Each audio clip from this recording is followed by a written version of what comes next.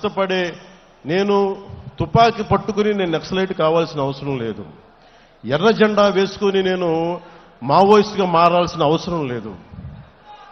నేనేం మాట్లాడానంటే నేను నా జెండా నేను వేసుకుంటా, నా 7 సిద్ధాంతాలు నేను మాట్లాడతా. ప్రిమిటివ్ వల్నరబుల్ ట్రైబల్ గ్రూప్స్ కోసం డోలీ మోతలు తప్పించే బాధ్యత నేను తీసుకుంటా. వేసాం ఈ రోజున.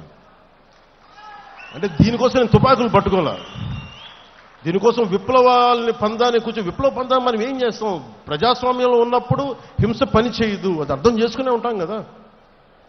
నేనేం చేశానంటే ఇట్స్ అ మిడిల్ పాత్, ఒక మిలిటెంట్ అప్రోచ్ కావాలి. ప్రజాస్వామ్యబద్ధంగా తుపాకీ పట్టుకోకుండా అక్కడ పట్టుకున్న మన జెండా కర్రే ఆయుధం అవసరమైతే మన గుండెల్లో ఉన్న మాటే తూట అవ్వాలి. మార్పు ఎందుకు రాదు?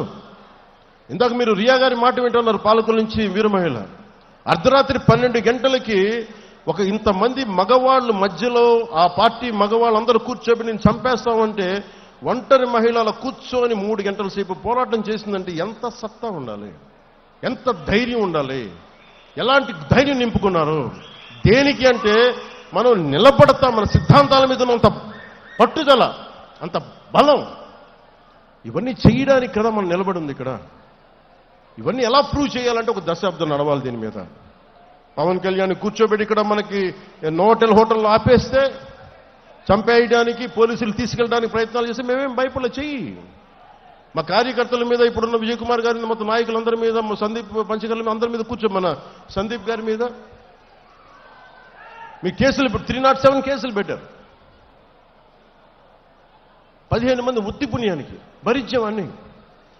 అక్కడ మనం కూర్చోబెట్టి అమరావతిలో ధర్నా చేస్తామంటే కూర్చోబెట్టి మేము దాడులు చేస్తూ ఉంటారు.